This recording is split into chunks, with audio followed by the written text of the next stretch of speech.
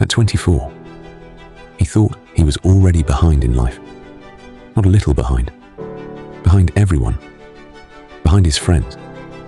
Behind his dreams. Behind the version of himself he promised he would become.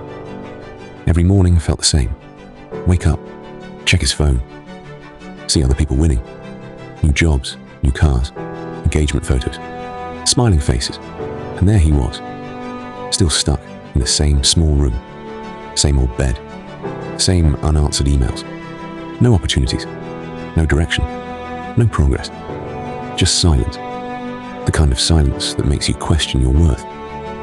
Daniel wasn't lazy. That's what hurt the most. He tried. He studied hard in school. He stayed up late, learning new skills. He sent applications every day.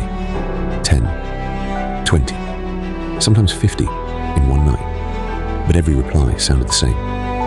Unfortunately, we regret to inform you, not selected. After a while, those words stopped hurting. They just felt normal. And that was scary, because when rejection becomes normal, you start believing you deserve it. His friends stopped calling as much, not because they hated him. They were just busy building their lives. And Daniel? He didn't want to be the only one with nothing to say. What are you doing these days? That question felt heavier than any insult, so he avoided people, avoided family gatherings, avoided old classmates, avoided mirrors. Because every time he looked at himself, he saw someone who was failing at life. Then things got worse. His small freelance job ended. The only income he had, gone, just like that. No warning, no backup, just one message. Sorry, we don't need your services anymore. 3 years of effort, replaced by one sentence. That night, he stared at the ceiling for hours. Not crying, not angry, just empty. You ever feel that kind of emptiness? Where even sadness is too tired to show up. Days turned into weeks, weeks turned into months. Sleep schedule destroyed, confidence gone, motivation disappeared. He stopped trying, stopped applying, stopped believing. What's the point? Became his favorite sentence. And slowly, he started watching life instead of living it, scrolling, comparing, regretting, over and over again. Then came the day he hit rock bottom, the day he still remembers clearly, because everything changed after that. He had exactly 1,800 naira left, no job, rent overdue, phone about to be disconnected. He sat on the edge of his bed, holding his phone, calculating how many days he could survive. 2 days, maybe 3. That was it. For the first time in his life, he felt scared. Not worried scared, not stressed scared. Real fear. The kind adults don't talk about, the kind where you realize nobody is coming to save you. That night, something strange happened. He didn't pray, didn't cry, didn't complain. He just sat there quietly and asked himself one question, a question he had never asked before. Not, why is my life like this? But, what if this is my fault? It stung. His ego hated it. But deep down, he knew.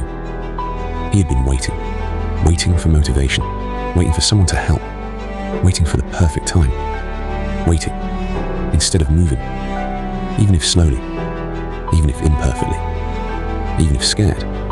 So the next morning, he did something small, almost stupidly small. He made his bed. That's it. Nothing heroic, no big breakthrough, just made his bed for the first time in months.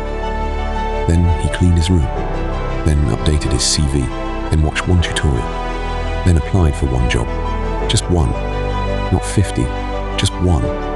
Because for the first time, he wasn't trying to impress anyone. He was just trying to move. 1 inch forward. Days passed. Nothing changed. Still broke. Still rejected. Still alone. But something felt different. He wasn't drowning anymore. He was swimming. Slowly. Badly. But swimming. And that's when he learned something most people learn too late. Life doesn't change overnight. It changes quietly. So quietly, you almost miss it. Here's what that painful year taught him.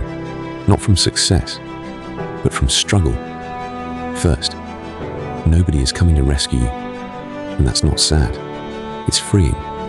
Because once you stop waiting for help, you finally start helping yourself.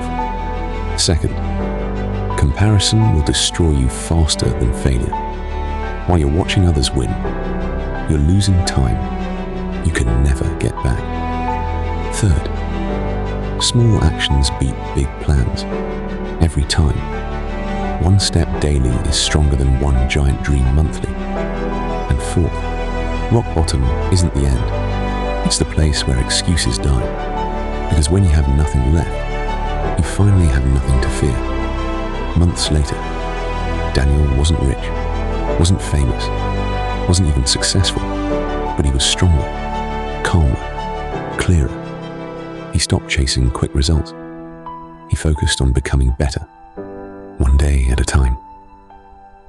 And strangely, life slowly started responding.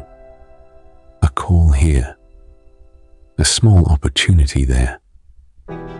Nothing big, but enough to keep going, enough to believe again. But then, just when things finally felt stable, something happened, something he never saw coming. A single phone call, late at night, unknown number. He almost ignored it. If he had, his life would have stayed the same. But he answered, and what the voice on the other side said would change everything. His career, his future, his entire path, in ways he couldn't imagine. That one call was the beginning of the biggest risk of his life, and the hardest decision he would ever have to make. Because sometimes, when life finally gives you a chance, it doesn't feel like hope. It feels like fear. And he had to decide, stay safe or jump into the unknown. That decision, that's a story for another day. But before you go, think about this.